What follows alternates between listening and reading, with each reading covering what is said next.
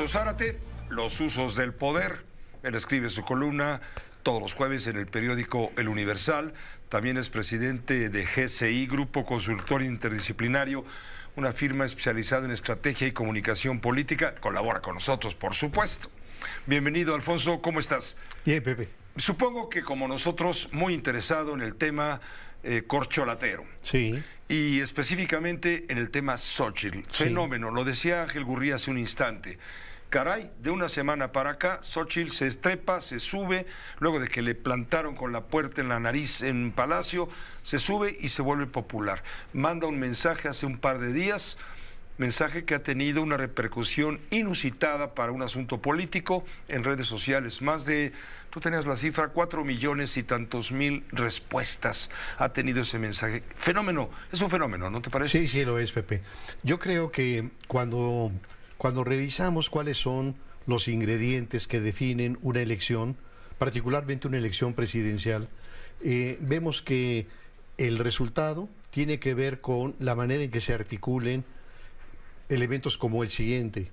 El primero, el aparato político electoral, es decir, la capacidad de la maquinaria electoral para movilizar a sus militantes, a sus simpatizantes, su implante en el territorio nacional, su disponibilidad de recursos. Entonces, la maquinaria político-electoral es muy importante.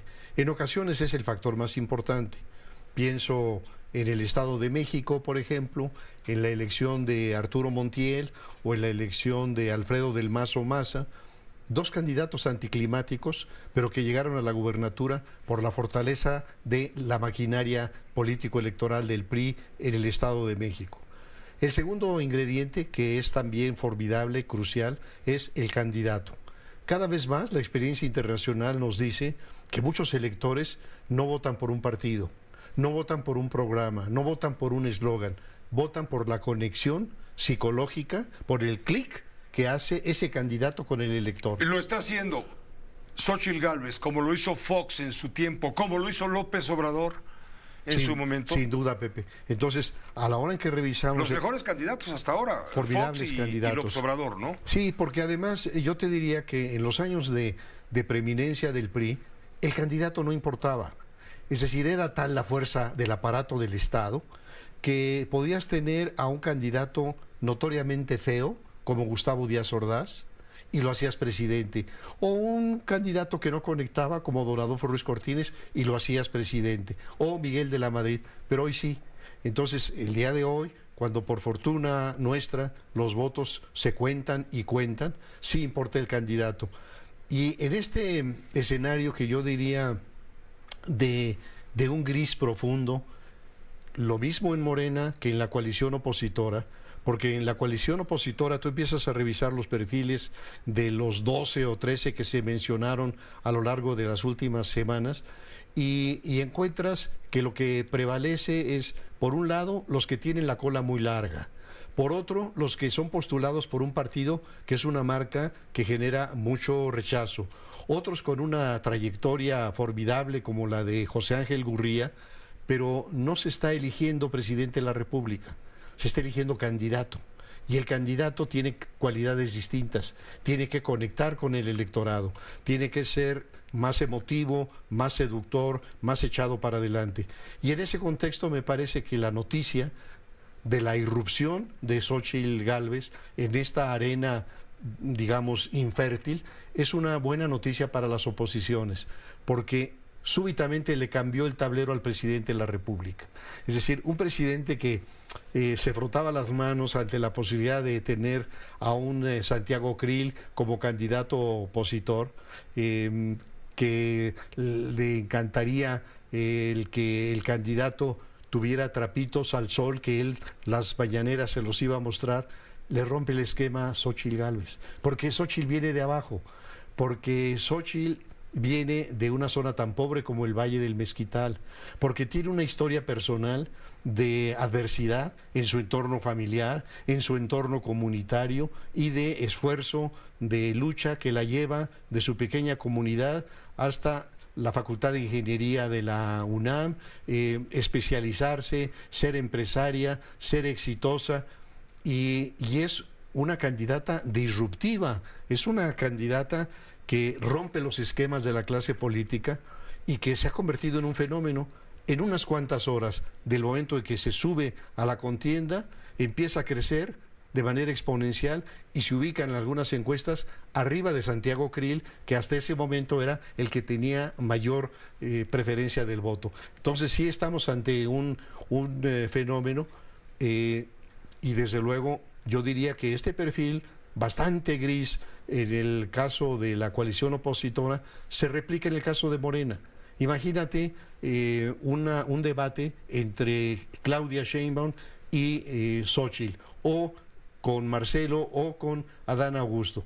Claro, los de Morena tienen una ventaja, o tienen dos.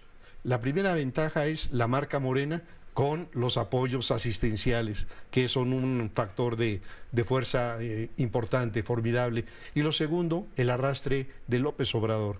Creo que esa es una ventaja. Pero si no la tuvieran, mi impresión es que ni Claudia, ni Adán, ni Marcelo ganarían una elección para jefes de manzana o jefes de colonia.